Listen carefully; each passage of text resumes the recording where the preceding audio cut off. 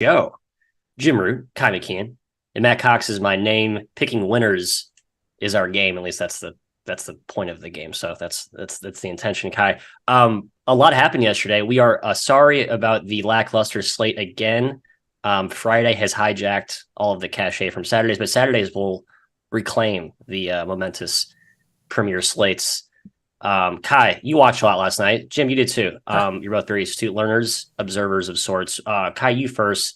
Give us a takeaway, a learning Yeah, for the audience. well, not necessarily just from last night, but Cardiac Tigers, Mizzou, right? Came back from down 20 at Minnesota. Fantastic. I can't believe this is the Missouri Tiger team that I know and love. Gates just closes, man. He's a closer. I love having hope at the end of games with the Tigers. And I guess a little bit from yesterday, Jim. Liberty rocks, number one. And then number two, the Big Ten, yikes. Michigan losing to Long Beach. Illinois was down to Valpo at half, which is impossible. And then Maryland was absolutely punked by Villanova. Not looking good over there for the Terps. Jimmy. Yeah, I have what the heck is wrong with Maryland. Matt, I got to say, what the heck is wrong with St. Mary's? I have never seen a Randy Bennett team fold the way they did last night. Like down the stretch, they just rolled over. They gave up layup after layup after layup after open jump shot after layup and just got absolutely clobbered by San Diego State. It was weird. It's like something broke for them in the Weber State game. So that's concerning. St. John's also serious trouble defensively. They don't stop Yeah, they don't play any defense. anybody. But my biggest takeaway, Tyler Perry, 24, 4-3, Ken Pom game MVP in an OT win over Kimmy English and the Providence Friars. My guy. Thank you, Tyler. Shots out. My takeaway is the beach. Dan Monson and the boys of Irvine got it done again. Kai, you mentioned it, beating Michigan at Michigan after we had crowned Michigan the juggernaut of juggernauts. That's two power conference wins for Dan Monson and company. One at DePaul, which at this point can we call that a power conference win? Probably not, but still, it counts by the letter of the law. And they played the Aztecs very competitively too, sandwiched between those two games. So I mean, this is a real team. There's real talent there. And typically we see like Monson kind of get waxed by these bigger power foes, but like they're hanging in there all the way through. I kind of feel like they're the best team in the Big West this year. Sorry, Santa Barbara and Irvine, but we'll see. I digress. Let's get to the gym. Not even a little representation for your bows. Bows are in there too. Yeah, great cover in that amazing spot against the Niagara Purple Eagles, who decided to fly 4,000 miles to play a one-off game and then fly back to upstate New York. But anyway, thank you for visiting the Stanton Sheriff Center.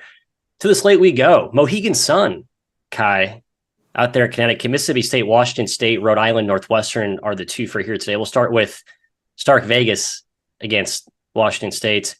We saw Chris Jans and co. up close and personal. We came away with jaw on floor with that defense and also some offensive spark this year as well. I think both teams are, they've done nothing wrong to date. I think we're going to learn today who they really are against top tier competition.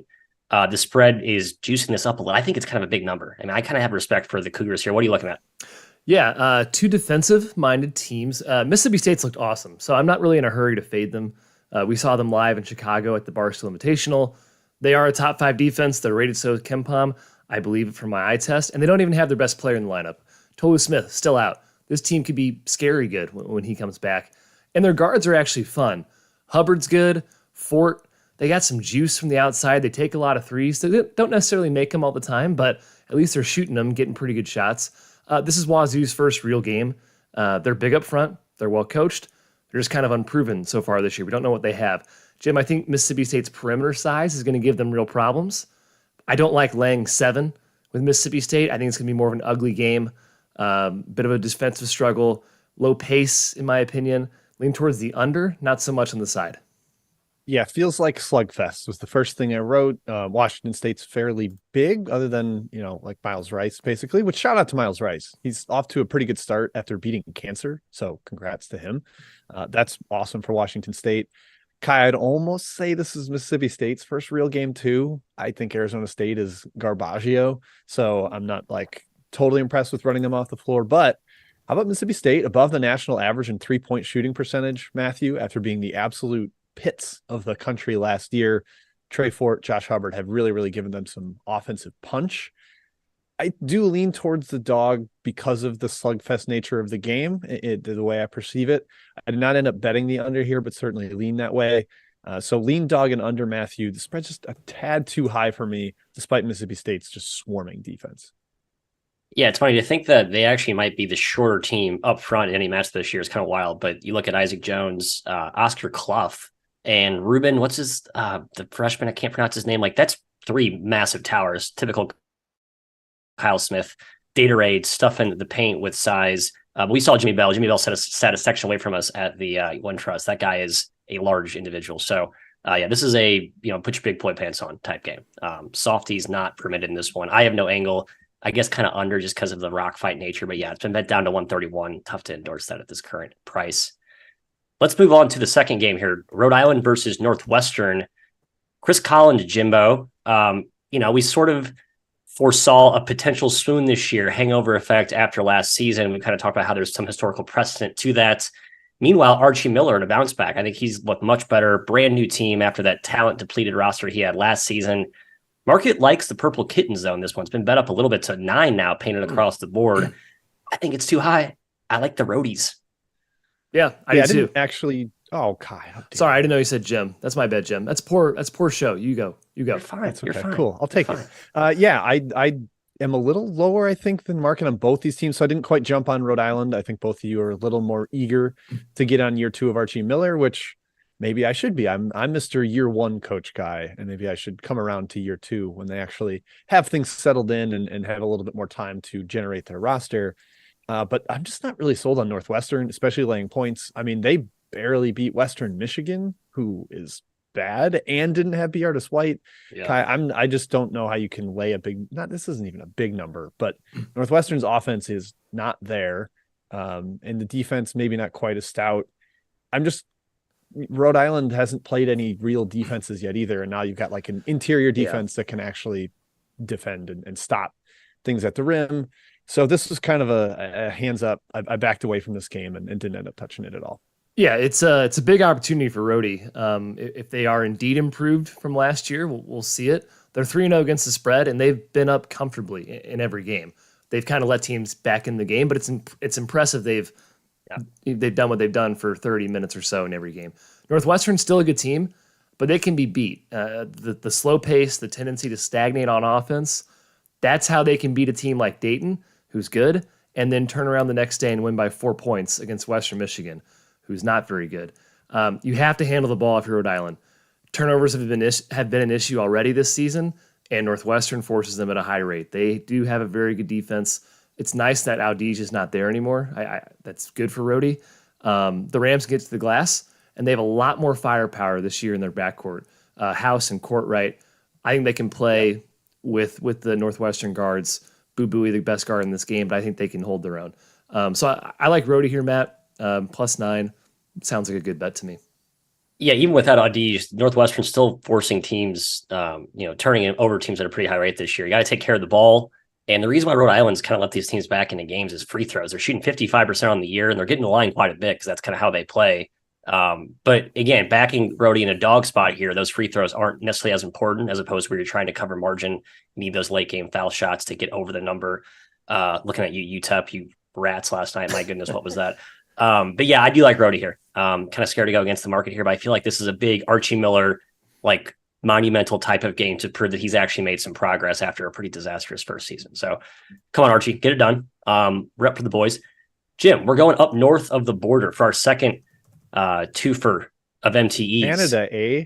The Atlantic Slam, which still does not quite make sense why we decided to have a New Brunswick MTE, but apparently they're investing heavily in basketball in that part of the world. They have, I think, like a G League team or a semi-pro, not G League, a pro team. So the teams that travel back and forth with Rocco Miller about this yesterday. Okay, yeah. So Jim, give the people the context of what's happening while there's basketball going on here, why we should be betting this stuff.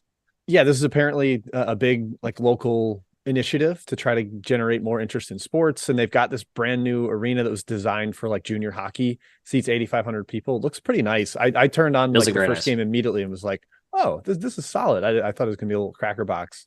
It's a solid little place. But yeah, I guess they just want to give people more to do there in this metropolitan area of 80,000 people, which was shocking to me. It's just kind of a bummer that this is where these teams go for their MTE. Matt, I was shocked by that. But this game, Kai, Weber State, Yale, it feels a little more like a Yale advantage. They're more balanced. Weber State's so reliant on Dylan Jones. and they had like the war crushing loss yesterday, whereas Yale kind of had more of a comfortable game. That has me definitely leaning towards Yale. I did bet the under at 136.5. Might still be some value there too. I think this is kind of a slow down game, odd place after they both traveled back to back. I think it's kind of a mucky game as well. Agreed. Yeah. Weber, tough loss, man. Controlled most of that game too. We know they're talented. We saw what they did at St. Mary's. I just think Yale rocks. Smoking Colgate. I know Colgate didn't shoot very well, but that's still impressive. Yale hung with Gonzaga. They won at LMU. Just really, really good team. The spread feels about right at 5. It's going to be a slower pace game. Again, both teams good, both teams well coached. I think the difference here is Yale, a much better offensive team. Perhaps that's probably the difference here. They can actually score consistently. Weber, like the other purple team, Northwestern, can stagnate in the half court, especially when Dylan Jones isn't doing everything for them. So I guess I lean towards Yale, but I think the line's pretty fair, Matt. Agree. Also lean toward Yale. And I'm also with Jim on the unders here. Just those games felt like, watching yesterday, those were teams that took like 10-hour bus rides to get to a random place to play basketball. So hoping that plus the old back-to-back compounding effect is working in the under favor today. And I just think Yale's more suited to win kind of an ugly, grimy type of game, honestly. I know Weber's kind of did that at St. Mary's, but they needed like a Dylan Jones heroic performance. I think Yale's just more equipped to throw multiple defenders at them. They're just more athletic than St. Mary's, honestly. So, all right, to game 2 here, Kai. Gardner-Webb versus Colgate. I think of the 4 teams in this little MTE, I like 3, and I'm a little bit skeptical about Colgate. Again, relatively, just based on the high standard they've set the last few seasons, but certainly not looked quite like the offensive juggernaut machine that's they just run roughshod through that league the last couple of years. What's your angle here in this handicap? G-Webb's tough, man, particularly on defense. They defend the 3-point line at all costs. That's kind of Tim Kraft's thing the last couple of years. There's some aggression coming both ways, I think. I think Colgate's a better shooting team than they've shown so far. That's not a huge leap of faith. However, maybe this is life without Tucker Richardson. He did do a lot for this offense. And Gardner-Webb, while they're good at denying the three, they've allowed opponents to shoot under 24% from 3. Obviously not sustainable. Colgate still has a terrific front court. That should lead to success against Gardner-Webb. Their point guard, Braden Smith, a ton of potential. The supporting cast, the wings, still have not shown us much. That's the concern with Colgate. I do like the fact that Gardner-Webb has more depth, Jim. Perhaps that matters a lot in this tournament setting, especially on a back-to-back. I do lean towards Gardner-Webb here around 4.5. Yeah, Colgate's kind of gone bigger. Moffitt's been more like undersized 4 for most of his career, and now he's going to the wing because they just haven't had guys emerge. Like Chandler Baker, Nicholas Louis-Jacques have kind of just been so far, and I think they need a little more juice from them. I do think that regression matters, though, Kai, and I think Colgate's a tough prep with no turnaround, no time for G-Webb. And G-Webb had that late, like, dramatic victory. They got a layup with like 4 seconds left, and Weber wasn't able to win at the buzzer. And again, Colgate kind of got smashed. Matt, interesting disparity here between KenPom, who has a Gardner-Webb -1, and the market has a Colgate -4, which surprised me a little bit. Yeah. But just situationally, I do kind of like Colgate, and I think they've underperformed relative to a lot of metric stuff, whereas Gardner-Webb's overperformed. So I lean towards the Raiders. Another one that I did not bet, though. Yeah, Jimmy mentioned the difficulty prepping for Colgate. I'm just looking at their ATS splits with no rest or with 1 day off. Not a perfect proxy, but decent. The last, I think, 4 years, they are 15-9 against the number. So pretty hefty coverage. I certainly buy that's a real thing there. Although mostly not a huge beating sample. The crap out of Patriot competition in the tournament. Right. But, yeah. So, Patriot League certainly helping them make look good there. All right, to chat mob we go. I'm just laughing, nodding emphatically at Pat Taylor's comments. Just everything he said so far has been spot on. So Pat, stay hot. Who's going to run Mobster today? Mob controller. That's Mob me. corraller. That's Jimbo. Me. Matt, I'm going to ask you about a team that I believe we were both on last game. Snuck inside the number. Eastern Illinois. They're taking on Coppin State. Neutral court here. That's a question from the Blue Chicken. -6 is the spread, Matthew. Anything for you there? Yeah, sort of the who should Eastern Illinois be favored by 6 against, but Coppin State would be in that consideration set for sure. The ultimate stay away. No Tiger Booker last game, who's a pretty key part to EIU's vaunted, talented backcourt there. So yeah, I just Eastern Illinois is a favorite. I don't have the splits. That can't be a good recipe for success. So stay away. And Coppin's terrible. So there. Yeah, I think Eastern Illinois is a little better than. I mean, they're just better than reputation, but tough to lay him. I like Marty Simmons, man. I just get some dudes in there. There's no dudes. Kai, no dudes. From Ethan W. Northern Colorado at New Mexico. New Mexico laying 7.5. Jalen House status still up in the air, but Donovan Dent's been great.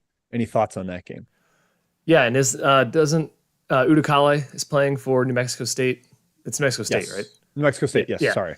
Yeah, Udakale's back from New Mexico State. Spread feels high. I'm not sure I really trust New Mexico State quite yet. They're still a major work in progress. Obviously, part of that is not having all their guys yet in the lineup. But I think it's going to take a bit of time. I'm not sure you can really lay 7.5 with them right now. Yeah, Suggs might be out for them also, Suggs might be a out, concern. yeah. Despite getting Udakale out from the waiver, like Kai mentioned. They had nobody all off season. Like they're just behind teams, I think, on prep, and they turned over their entire roster. Matthew, George Washington and New Hampshire, two teams that I think have been surprisingly good, at least in my perception and assessment of them. I bet the over here. I think there's going to be a lot of points. I like being on overs in GW games. Right. Anything else for you in this one? Yeah, I think GW and over go together like peanut butter and jelly right now. When you have James Bishop and just like this frenetic pace that you're playing at, you'll get all offense and, very much Matador defense. We've seen New Hampshire run with some teams that they are inferior to. So I like the over angle here. Don't know if I trust George Washington to cover. Like we've seen New Hampshire also stay close. I think at Syracuse, they didn't really fold. So yeah, I think side I'm staying away. I do lean pretty hard toward the over. It's been bet it's been bet down, Jimbo. 154 to 150. Am I seeing that right? I probably have a bad number then. So it's okay. Okay, good for you. You're hopping now. I might hop in myself. I need to write this down. Good. That's surprising. Kai, here's a game that's been bet down. St. Thomas, they have played like molasses so far this year from a tempo perspective. They've also been, I would argue, garbaggio from a side perspective. Not taking threes anymore. They're plus 7.5 at Cal Baptist. Yeah. Just played here yesterday. Both teams back to back. What do you think? I've lost 2 bets on St. Thomas this year already. I'm not bold enough to do a third one today. I just can't trust this team. I don't know what really has happened. Obviously, they lost Andrew Rhode. It's important, but they brought some guys back, and I think Tower's a great coach. So I don't know what their issue is. Yeah, shot selection seems terrible. The 3-point shooting, the lack of pace, it's a bad combination. And Cal Baptist is no slouch. It seems like a big number. My number says it's a huge number, but I don't trust St. Thomas right now, and I could just be wrong on the Tommies. Yeah, I think under is probably my favorite. I mean, they're playing like 57 possession games. It is disgusting. Strange. And now in a back-to-back, I feel like they're going to be pretty set on not getting up and down at all. Matthew, your boys, Timmy Miles, San Jose State, they are -5 against Norfolk State in the Virgin Islands. Surprisingly, San Jose State kind of folded against Abilene Christian late in that game, Matthew. Do you see them bouncing back today against Norfolk? Yeah, I do. I don't like laying margin with San Jose. I mean, it's not a big margin, right? But I don't like the fighting Timmy Miles in a favorite spot. Norfolk can mix up defense, right? It's just two really good coaches, like very much chess masters will probably mix in multiple defenses, in-game adjustments, yada, yada, yada. And yeah, ACU can kind of have this thing where they just throw a wrench in what you do and blow you up. And so I kind of look past that and still think it's a really good San Jose State team. So that's where I lean. I'll lean toward my Timmies. Cool. All right, Matthew, let's go back to the outline. I've got the Seattle VCU game, Portland, Nevada, Incarnate Word, Pine Bluff there. They will come in Chat Mob Part 2 later. Well, we head up to Dakota Land, Mr. McKeon, the Pentagon, the site of a nice little fun, call it lower to middling power conference tilt between the Oregon State Beavers. My Beavers, a team of destiny, who I will be auto backing all year. So get ready for that, sportsbooks. And then Nebraska is their opponent today. We just got our boy Tomyanga back 2 games ago, but he looked like himself last game, started to make shots. And with him making shots in the perimeter, you got Mr. Mask up front doing work inside. This Nebraska team looks pretty good, although they haven't really beaten their opponents with like any sort of conviction so far this year. So I am on the Beavers. I took the 8.5, I think is out there as well. I just think it's too high. Jordan Pope is an absolute star. I think you have the best player on the floor and probably the better coach. I'll take my chances with +8. Yeah, an exciting power matchup, Matt, nonetheless. They are power teams. And one of the best venues in basketball, the Pentagon. Got to get up there. Got to see a game there. Nebraska, you mentioned they haven't played anyone yet. I think they've looked solid, but they haven't really played convincing competition, in my opinion. Hoiberg seems to be ramping the tempo back up a bit. Not quite as frantic or extreme as in the past, but certainly faster than last year. They're launching from deep still. That's a staple. And with Tominaga back, like you mentioned, their offense is bound to improve from their start. Our Oregon State, though, is a scrappy dog. Tinkle's junk zones, they're tough to prepare for, especially in an MTE setting. They're going to try to take the air out of the ball. I watched them firsthand last year against Duke in Portland. They can just muck games up, and it's tough to cover a semi-large spread against them just the way they play. Their offense, Jim, of course, outside of Pope, it's non-existent. They rely on trips to the foul line, again, just getting loose balls and out-hustling opponents. But the number feels high, 8.5. I lean towards the Beavers. Yeah, I like the Beavers too. Make it 3, make it a trio here for the boys. Nebraska, I've just been against them every game. They did late fork Stony Brook, almost late fork Ryder. But yeah. Like Matt said, it hasn't been convincing where they've gotten out and gotten all over their opponent. I'm sort of impressed with the offense. 11th nationally in 3-point attempt rate, 21st in assist rate. Rink Mast and Bryce Williams have really taken to the system. But like, if those are your best players, I don't know if you're a top 50 team. I like those guys. I don't love them. And I just think they're a little overvalued in markets right now, Matt, because of the final margins of their games. Dogs that kind of ran out of gas in Nebraska. But yeah, I think Oregon State can hang around. They've shown they can play close games with those 2 overtime ones. I think this is too many points. Your Beavers hang around despite being a hair short-handed early in the season. Yeah, they are, and they're young too. It's funny. Yeah, you're right. This Nebraska offense is kind of a hybrid of like the old Hoiberg offenses, where it's just space, but they kind of have that inside-out balance with Mask and Williams, sort of as that hybrid trigger man. So I was high on my Skurs preseason. I worried I'm just kind of going against my initial prior here. That may not be smart, but alas, I will follow Wayne Tinkle into battle anywhere, and I am today. So, Kai, our next one on the outline, a battle of Boston, I suppose. Boston College hosting Harvard, and what's I believe an MTE. One of these weird host MTE things, kinda? The Hardwood Classic, I think, right? They're playing campus games or something. Yeah, it's on campus, I think. Still, yeah, this one's sorry, these are on campus. The Hall of Fame Classic. Thank you. There's too many to keep track of. Yeah, sure. I think right now, I don't know. Anyway, it doesn't matter. They're playing basketball today, and they're close by, and I think it's a close spread. And Tommy Amaker is the best dog coach in basically all of college basketball. It does feel short, though. I will say, Mr. McKeon, what's your take here? It's up to 6 now, I think. I think BC took a bit of money. Okay, yeah. I've been enjoying backing Harvard as a dog. The problem is they're on a back-to-back now after a huge overtime win at UMass. So it's not surprising Boston College took money. You're always going to see the team who's coming off overtime being faded by the market. Travel's nothing, obviously. They were at UMass. Now they're going to Boston College. These schools are right in the same area. BC looks fine this season. Nothing spectacular. I think it's a typical BC team, but Post is a star. I think Harvard has guys to throw at him. Akpara has been good defensively, especially. Would it not be for the back-to-back here, Jim, kind of scaring me away? I would be on Harvard, but again, the overtime, the emotional comeback last night, it's having me stay away. Yeah, I probably would be the same way, like wanting to back Harvard as a dog. I don't think Boston College is a very good favorite laying points, but often overtime game, emotional in-state victory there. It's tough to ride them second straight day. I will say we've given Perkins a ton of love for Penn as a freshman in this conference, but Malik Mack has been a star. Yeah, Mack's been great. Like, he is their offense, creating for others, scoring. Like, he's been a monster. But that's part of it. Like, if your best player's a freshman turning around after an OT emotional win against in-state foe, I don't get that big sell. So, Matt, I definitely lean towards Boston College on the number, lean towards Harvard in a situational underdog versus bad favorite spot. And all of this comes down to I can't bet the game.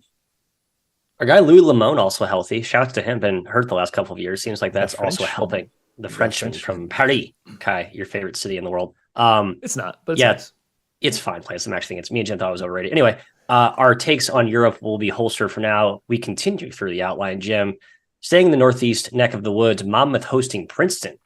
The Fighting Mitch Hendersons have been nothing short of spectacular this season. 0 hangover from their darling tournament run last season. But the Fighting King Rice is also looking pretty good, buoyed by his son, who's kind of taken the reins and swiftly lifted his team back to competence. Last year, they were just a disaster. Young team. King Rice is basically all year. It's like, yeah, we're a major work in progress, but you have a steady hand at point. It kind of does wonders for your entire team. It's a big number. I think 8 is the current price, correct? Yeah. Home dog here for the Hawks there on West Long Branch. Jim, what's your angle? Yeah, probably like almost no home here. I know Princeton played at Duquesne on Wednesday, but this is in New Jersey. They're not that far. I think it's like an hour drive from campus to campus. So I'm not that concerned there. Didn't give a lot for it. And if you're really reliant on one guy, the way that Monmouth is on King Rice's son, Xander, I think Princeton can kind of figure that out. Mitch Henderson's too good of a coach to be like, oh, one guy beat us. We couldn't figure him out. Like some coaches, Kai, I don't trust to write up the right scouting report for that, but Mitch Henderson, I do. And my one concern is it's, 8 points for a game that should be pretty darn slow. Princeton is playing at a crawling pace because they have no depth. So getting there and covering could be tough. But I do actually lean Princeton.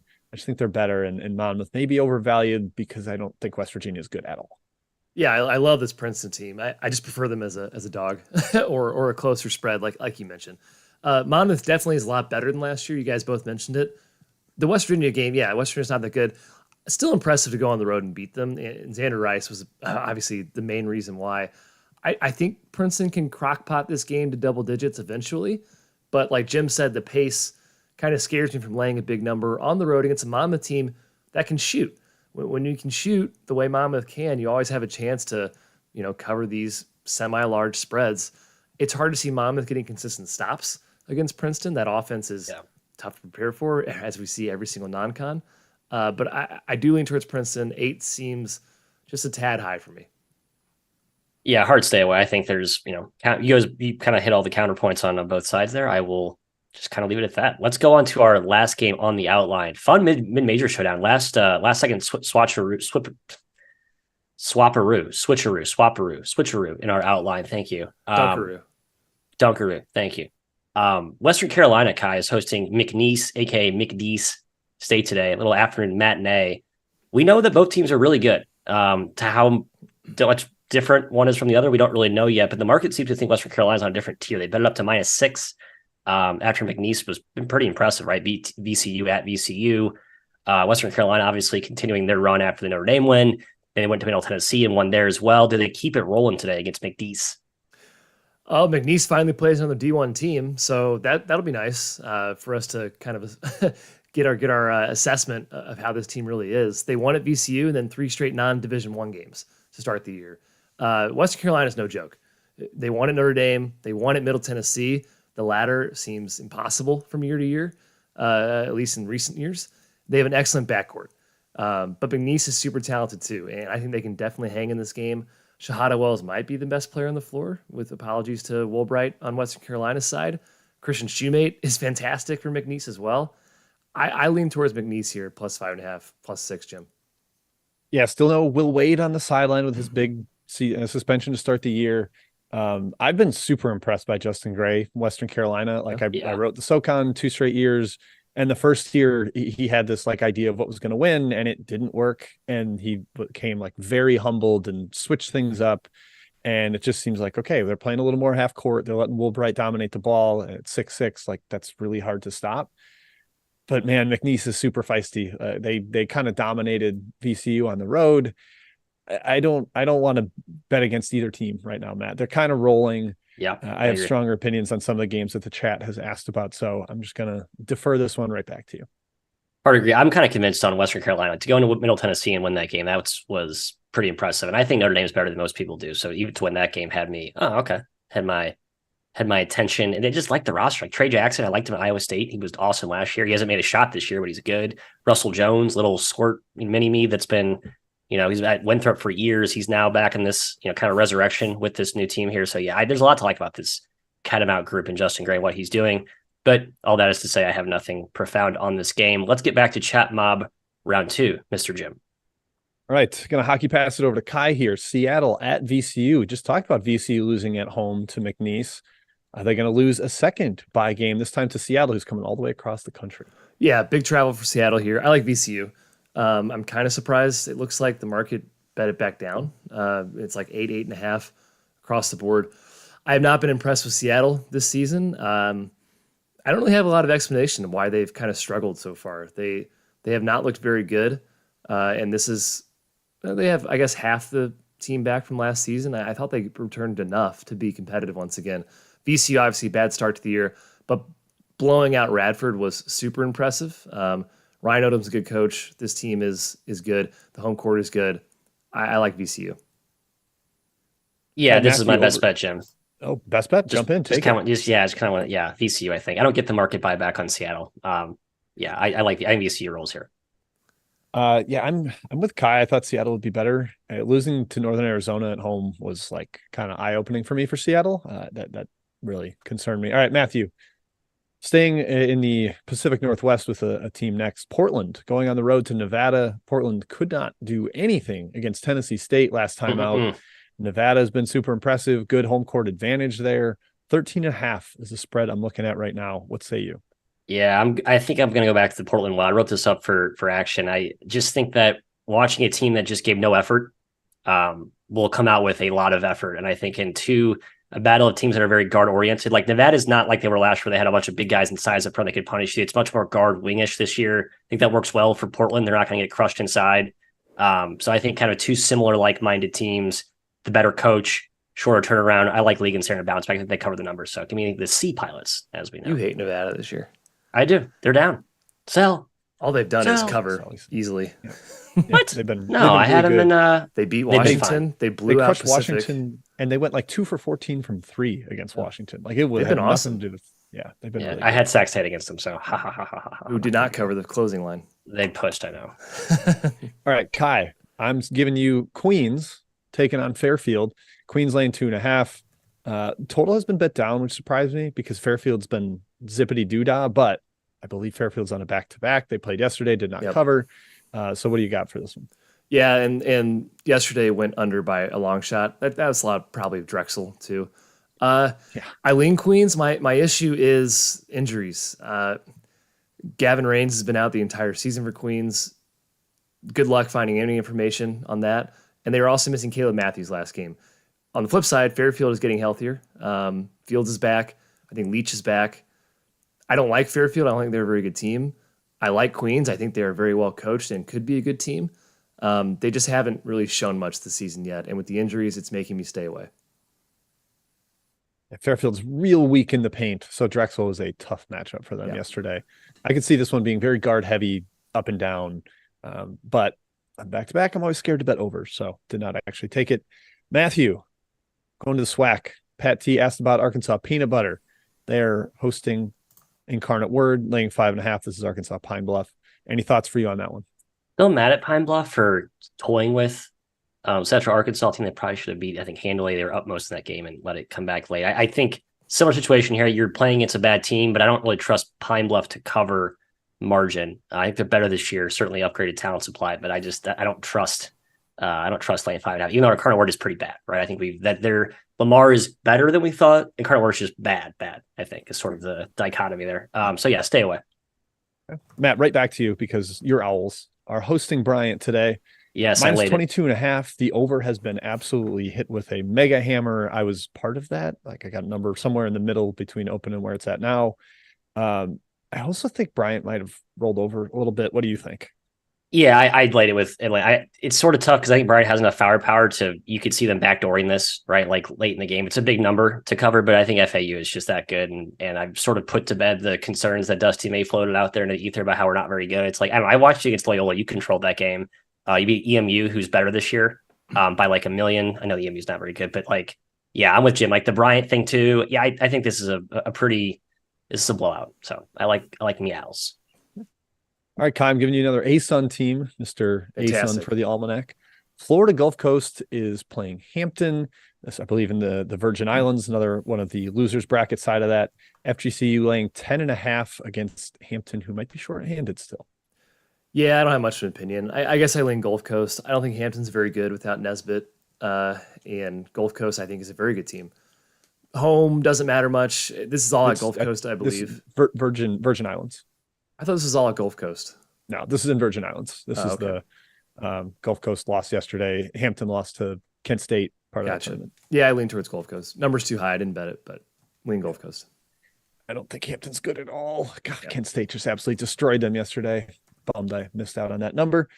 Matthew, you've been anti-Northern Arizona because they've been on a little bit of a world tour. They're laying 4 against VMI in Glendale, Arizona here. Any thoughts on that game after you won against NAU yesterday? Yeah, no, but they have been a little pesky, honestly. Despite some tough travel spots and a roster that doesn't really excite me. I mean, VMI certainly has a pretty lackluster roster. I think there's more talent though there than meets the eye. It seems like they've been more competitive in some spots. So I don't know. This is a hard stay away for me. I guess maybe I lean NAU slightly, but nothing profound. I'd love to see Andrew Wilson coach a team of juniors and seniors, but it's I know, it'd be freshmen great. and sophomores every year. That poor guy. I guess it's only been 2. Kai, back to you. Cleveland State laying 7 on the road at Eastern Michigan. I did end up betting the under small here. I don't have an awesome explanation for it. I just think Eastern Michigan's kind of an under team this year, despite getting blitzed by FAU. Anything for you on side or total? Nothing here. Total pass. I think Cleveland State's really, really good. So I guess lean their way. I don't really agree with Matt that Eastern Michigan is better than last year. I think they're kind of the same. Lean towards Cleveland State. A little better. Sorry, you're right. Like, I would say slightly better, not much though. Just depends how good you think Georgia Southern is. I don't think they're good. That's a good point. Very fair. All right, Matt. Penn hangover? Question mark. Just beat Villanova at the Palestra. Now they go to UMES, who has kind of been bad. I don't think it's very good this year. But is Penn going to be sleepwalking through this one, laying 10.5 as a road favorite? Yeah, I think so. And Crafton historically has been great as a dog. Like, I know their roster is down this season, but I mean, 2 years ago, last year was like, really, this team's competitive in this game, like consistently.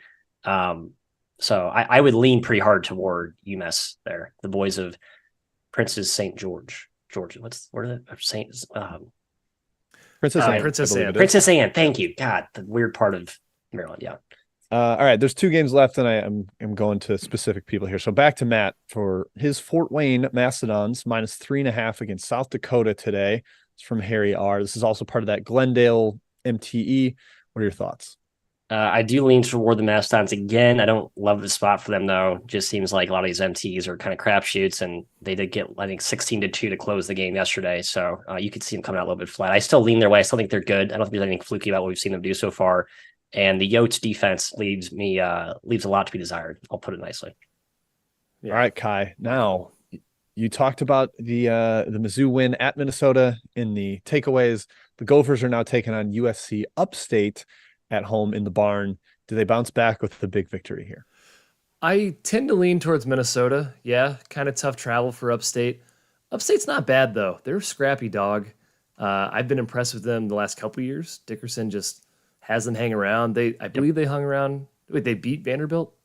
Am I remembering that right? No, they lost by 7, but were there like the whole game. There. Yeah. Yeah, they can hang around. I think Minnesota's a lot better this year, though, than last season. Ben Johnson seems like he's comfortable playing faster, which allows them to maybe cover this large spread. In the past, you'd see 12 the last couple of years, and you'd say that's a bet on the dog. Minnesota doesn't have the juice to get it up over that number. This year, I think they could. So I lean towards the Gophers. I took Gophers.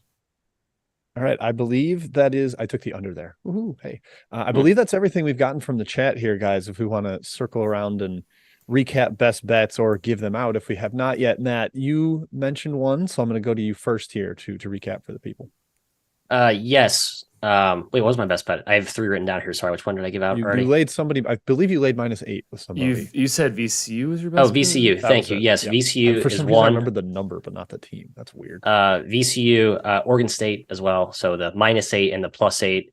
And then Kai, I'll reveal my last. I actually have 3 today. I'll reveal my last one after you reveal yours. I'm just checking to see you can get 8.5, Matt, at MGM, at DraftKings, at Pinnacle, at BetChris. I will take 8.5 then. So 8.5 with the Beavers. Different sports. Not Chris. Wow, with no restrictions. No restrictions. Free. At last. I'll go Rhode Island as my best bet. +9.5 is out there right now. Northwestern's taking money. I don't know why. Rhode Island's healthy, so it's not injury related. Fair enough. All right, I'm going double under for my best bets. We actually discussed this game already, but I'm going to lock in best bet. St. Thomas and Cal Baptist under 132.